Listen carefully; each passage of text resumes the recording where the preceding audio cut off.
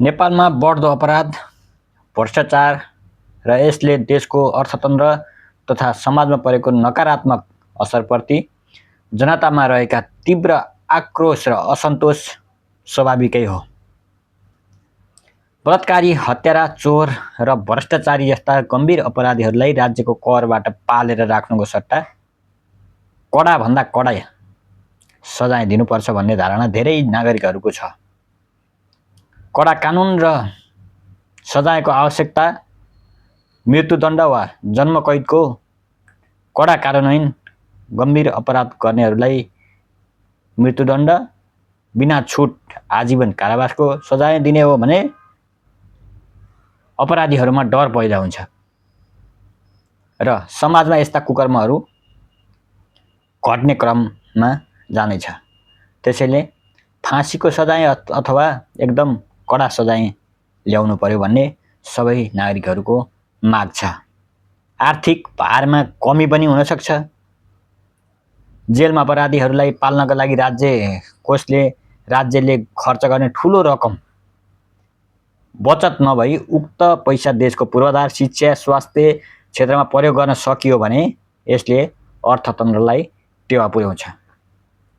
भ्रष्टाचारीहरूको सम्पत्ति जफत गरी कडा सजाय दिँदा राज्यको कोषबाट सुरक्षित हुन्छ र कानुनी शासनको अनुभूति पैदा हुन्छ।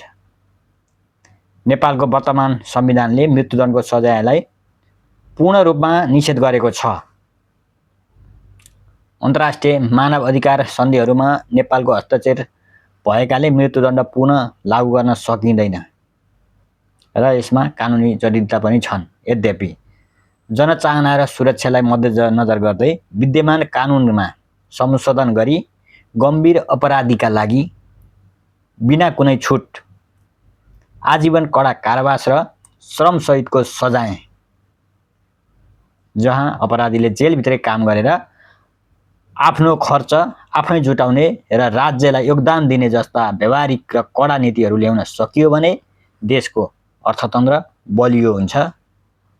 जबसम्म निष्पक्ष न्याय प्रणाली र कठोर सजायको व्यवस्था हुँदैन तबसम्म समाजबाट अपराध र भ्रष्टाचार निर्मूलन र उन्मूलन गर्न कठिन हुन्छ। त्यसैले राज्यले जनताको भावना बुझेर कानुनलाई अझ कडा र प्रभावकारी बनाउनु आजको मुख्य आवश्यकता हो।